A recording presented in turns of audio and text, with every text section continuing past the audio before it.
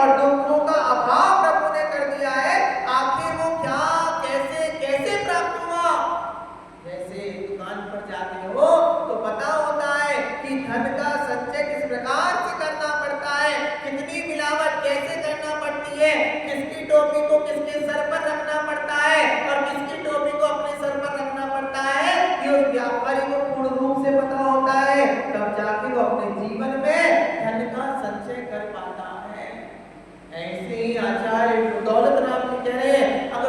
की प्राप्ति चाहिए और दुखों से वास्तविकता में वह है, तो पहले ये स्वीकार करना पड़ेगा कि वास्तविकता में संसार में दुख है। दुख है कि नहीं है संसार में? बोलो, क्या दुख है आपके पास में? पढ़ो, आप देखो पहले के जमाने की अपेक्षा आज के जमाने में आपके पास दुख है कि नहीं है जी भैया? पहले एक वक्त का भोजन होता था, दूसरे वक्त के भोजन के लिए सोचना पड़ता था। क्यों आंटी जी, सही कह रहा हूँ कि गलत कह रहा हूँ? लेकिन आज दोनों वक्त का भोजन हमारे हाथ में। पहले घर में इतना राशन नहीं होता था कि पूरा महीना भर चल जाए, और अब घर में इतना राशन होता है कि पूरा महीना भर भी खा लिया जाए तो भी राशन नहीं हो रहा। फिर आप कह रहे हो हमारा दुख कहाँ है? पहले की अपेक्षा तो सुख हो चुका है। लेकिन ज्ञानी आत्मा आचार्य भगवान कह रहे हैं पहले का दुख दुख था, आज का सुख सुख नहीं है। क्योंकि पहले जब भोजन किया करता था, भले ही एक बार भोजन करता था, लेकिन उस भोजन के प्रति आसक्ति का भाव नहीं रहता था और वो भोजन मेरे शरीर के लिए लग जाया करता था। लेकिन जैसे जैसे भोजन बहुत हो गया, लेकिन क्या हुआ? भोजन रूपी सुख तो मिल गया, लेकिन शरीर रूपी दुख जीवन में प्रारंभ हो चुका है। आचार्य भगवत कहते हैं ना, कोई तन दुखी, कोई मन दुखी और कोई धन दुखी। इस संसार में यथाकथित जितने भी जीव हैं, आप देख लेना, यदि कोई धन से दुखी होगा, कोई तन से दुखी होगा और कोई मन से दुखी होगा, संसार में सुखी रूप व्यक्ति कोई भी नहीं होगा। और होगा भी तो वो खाली दूसरे को दिखाता होगा कि मेरे पास सुख है। अगर वास्तविकता में सुख की प्राप्ति का उपाय चाहिए, यदि वास्तविकता में सुख को प्राप्त करना चाहते हो, तो आचार्य भगवान कह रहे श्रवण करो खूब, लेकिन स्मरण में भी रखो। हमारे साथ चल तो ये रहा है कि हम श्रवण तो बहुत कर रहे हैं, लेकिन स्मरण शक्ति में कुछ बना हुआ नहीं है। और जब तक स्मरण शक्ति में बना नहीं होगा, जैसे महिलाएं रसोई घर में रहा करती हैं और रसोई घर में एक जैसे 25 डब्बे हो और 25 के 25 डब्बों में दालें भरी रहती है, अनेक प्रकार के चावल दाल गेहूं आदि सामान भरा है। और यदि उस महिला से पूछ दिया जाए, बताओ मूंग की दाल कौन से डब्बे में भरी है, तो महिला उसी डब्बे को उठाती है जिस डब्बे के अंदर मूंग की दाल वास्तविकता में भरी है। और यदि आपको कह दिया जाए पुरुषों को, तुम एक एक डब्बा खोलोगे, देखोगे किसमें मूंग की दाल, इसमें नहीं है, दूसरे में भरी है, दूसरे में नहीं, तीसरे में नहीं, चौथे में, और चौथे में नहीं, पांचवें में भरी हुई है। आचार्य भगवान के लिए स्मरण के साथ साथ श्रवण के साथ साथ स्मरण की शक्ति थी कि हमको पता है कि डब्बे में दाल कौन से डब्बे में भरी हुई है। ऐसे ही अनंत भव को व्यतीत कर दिया है।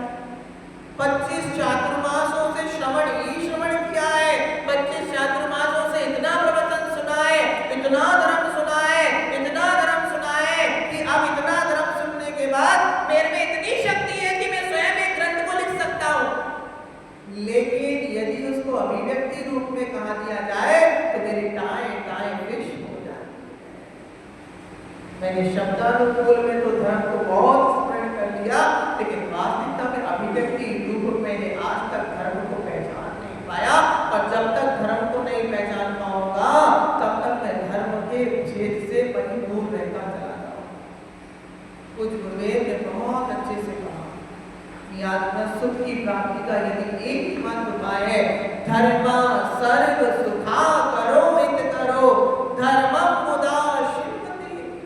आचार्य भगवान आचार्य पूज्यपाद स्वामी महाराज ने, आचार्य गौतम गणधर महामुनिराज ने अपनी राजों के श्रवण प्रतिक्रमण में लिखते हुए वीर भक्ति में कहा, धर्म सर्व सुखा करो इत करो धर्मम मुदा शिवते। आचार्य भगवान कह रहे हैं कि धर्म क्यों करना है, क्योंकि धर्म वास्तविकता में क्या है? धर्म सर्व सुखा करो, सभी प्रकार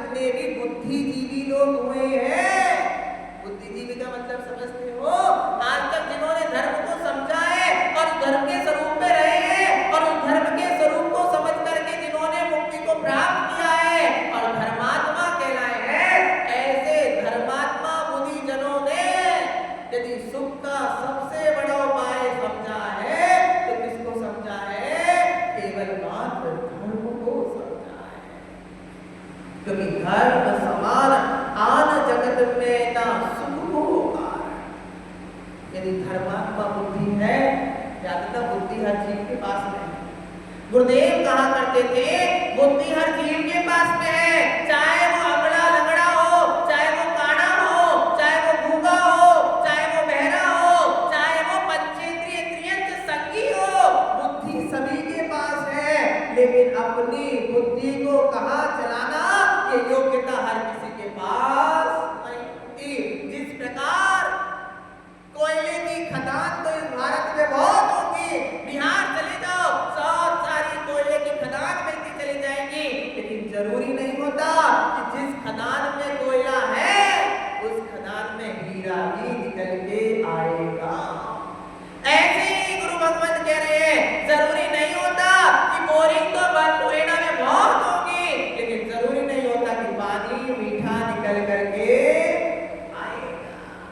बोरिंग कराना तुम्हारे हाथ में, मशीन लगाना तुम्हारे हाथ में, पैसा खर्च करना तुम्हारे हाथ में, लेकिन मीठा पानी आना ये तुम्हारे भाग और तुम्हारे धर्म का।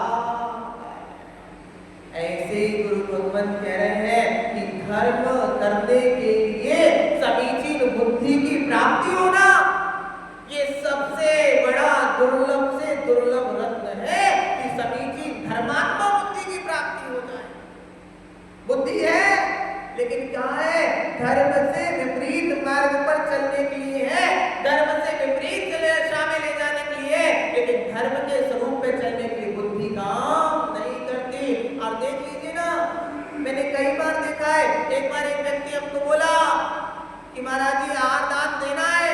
मैंने कहा बड़ी अच्छी भावना है, आज शुद्ध धोती दुपट्टे पहन के आ जाना और जब अपने आकर के अपने घर पर शुद्ध भोजन पकाना और भोजन पकाने के बाद 10 बजे अपने घर से एक जग में एक लोटे में पानी लेके आना, हम शुद्धि कर लेंगे, फिर जहां अगर तुम्हारे घर पर आहार का भाव होगा तो चले जाएंगे, तो विधि मिल जाएगी तो चले जाएंगे।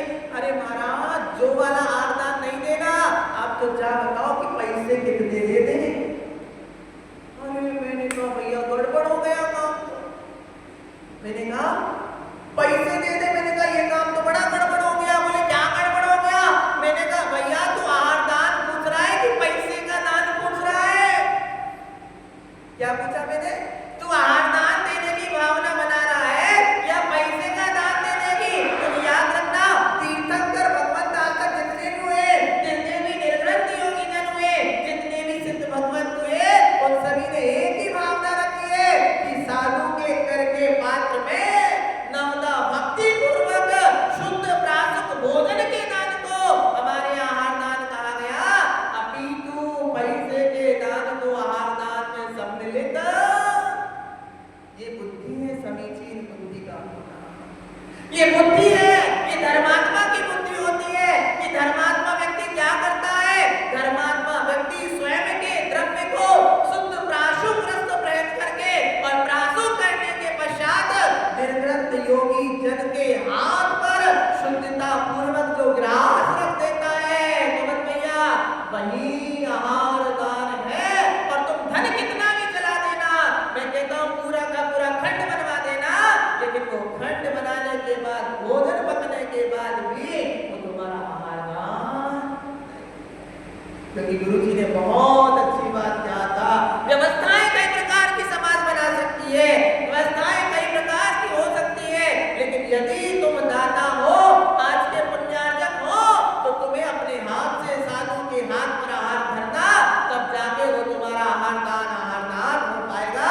अन्य का वो दान नहीं कहलाएगा। देखो हमारे पवन भैया रोज आहार देते हैं, चौका किसी का भी हो, लेकिन आहार मुझे प्रतिदिन देना है। क्योंकि जीवन में याद रखना, आहार के अलावा इस संसार में सबसे बड़ा धर्म कोई दूसरा नहीं होगा।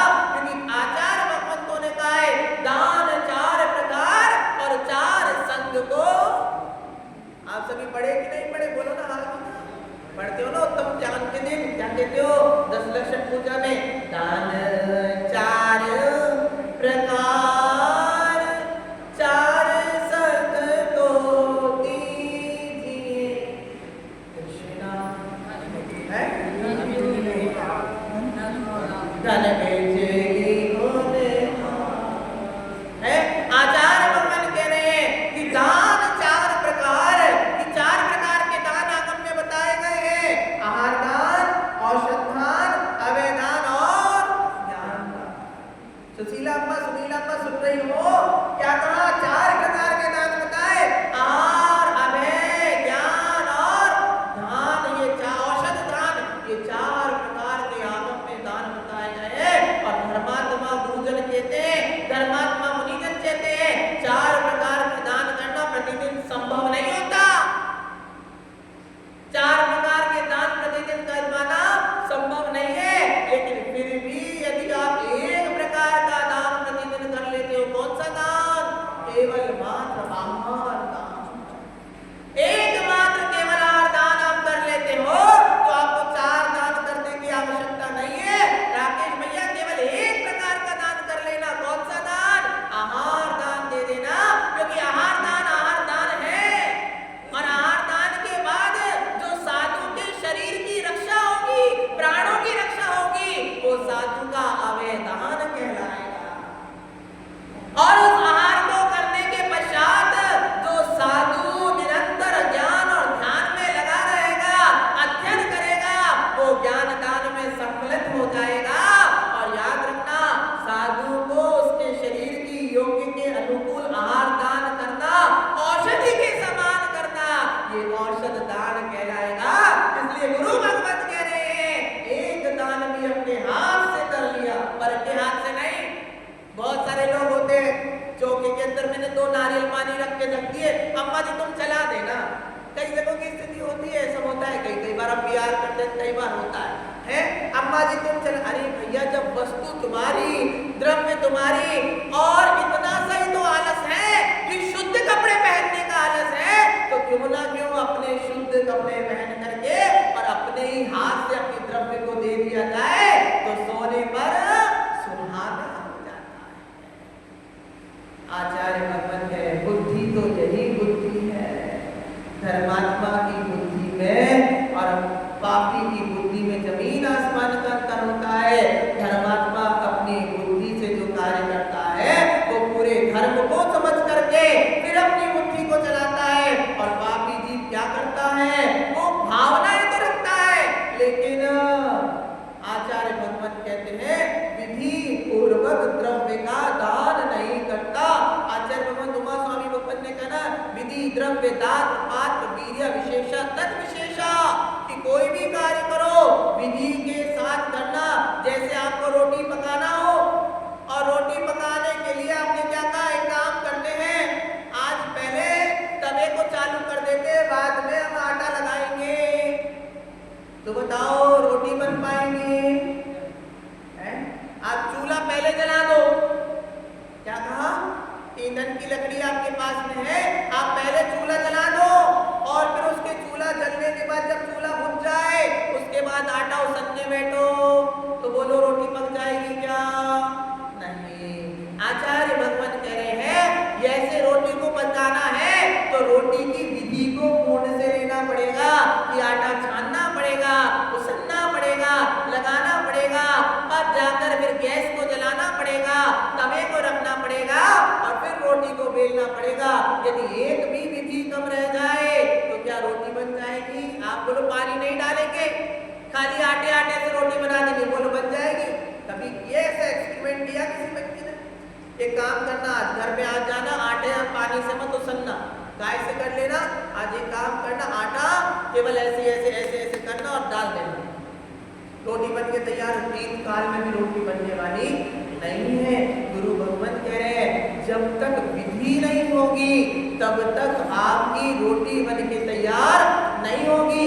ठीक उसी प्रकार से गुरु भगवान कह रहे हैं, जब तक दाता को धर्म की विधि नहीं आएगी, जब तक धर्मात्मा की बुद्धि की विधि नहीं आएगी, कि किस प्रकार से वो विधि होगी कि मैं भी भगवान बन जाऊं, किस प्रकार से वो विधि होगी कि मैं भी श्रेष्ठ श्रावक बन जाऊं, किस प्रकार से वो विधि होगी कि जिसके कारण मैं भी निर्ग्रंथ योगी बन जाऊं। याद रखना, गुरुदेव कहते थे, यदि गरम गरम खिचड़ी को मुंह में डालोगे तो क्या होगा?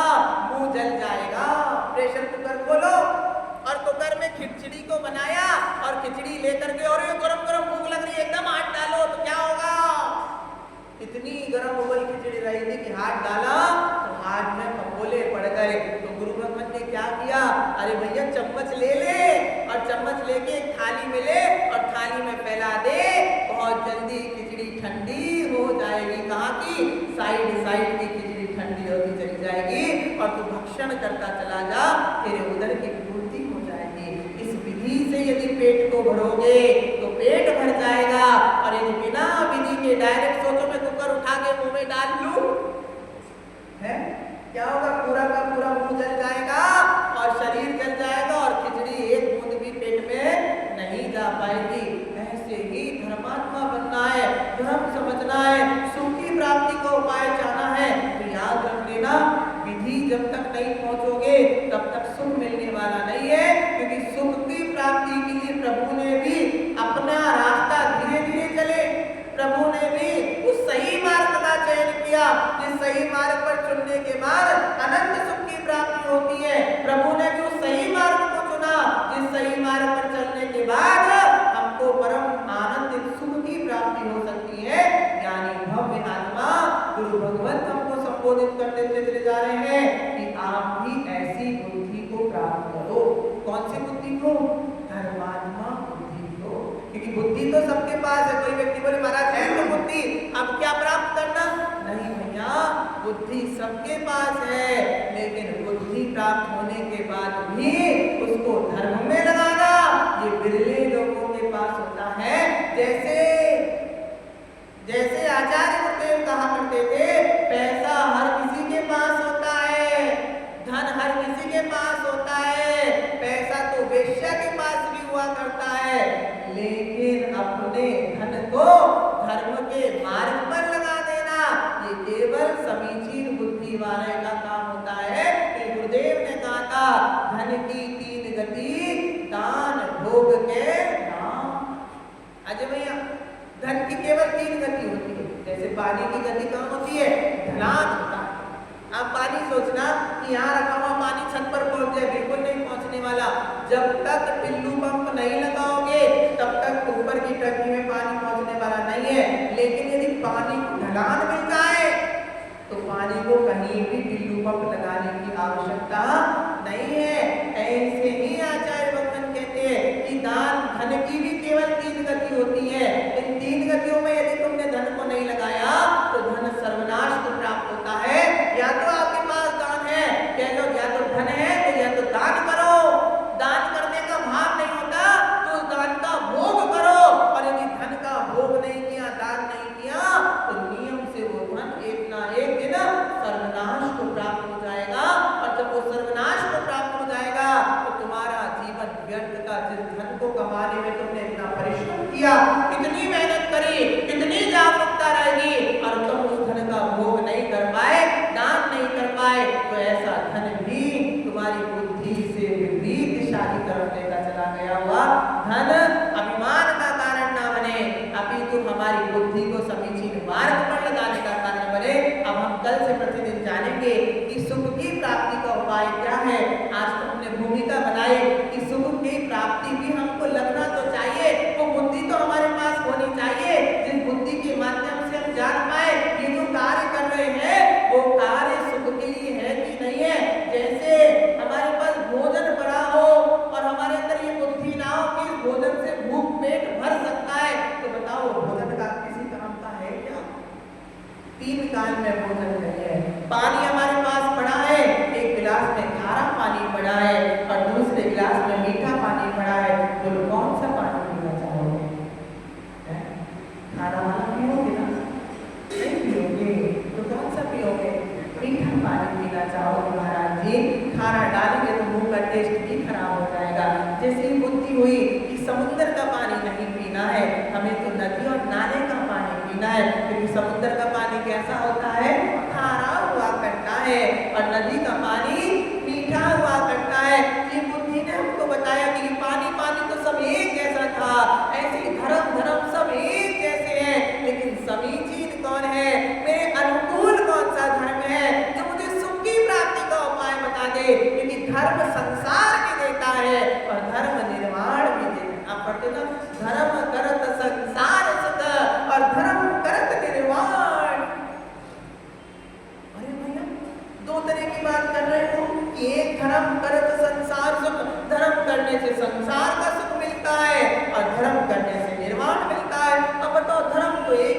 है, फिर वही संसार भी दे रहा है, वही निर्वाण भी दे रहा है। तो आचार्य भगवान कह रहे हो, जब तक खाली बाहरी रूप से धर्म करोगे तब तक संसार का सुख मिलेगा, और जब अंतरंग से धर्म की भावनाओं में नहा लोगे, जब अंतरंग से धर्म की भावनाओं में जुड़ जाओगे, तो वो धर्म संसार का सुख तो देगा ही देगा, लेकिन उसके अभी फलस्वरूप जैसे मुनिनाथ बता रहे थे ना, इनाम क्रिकेट खेलने जाओ तो जीत होती ही होती है, तो जीत होना संसार का सुख है, और गिफ्ट का मिलना निर्वाण का सुख हुआ करता है।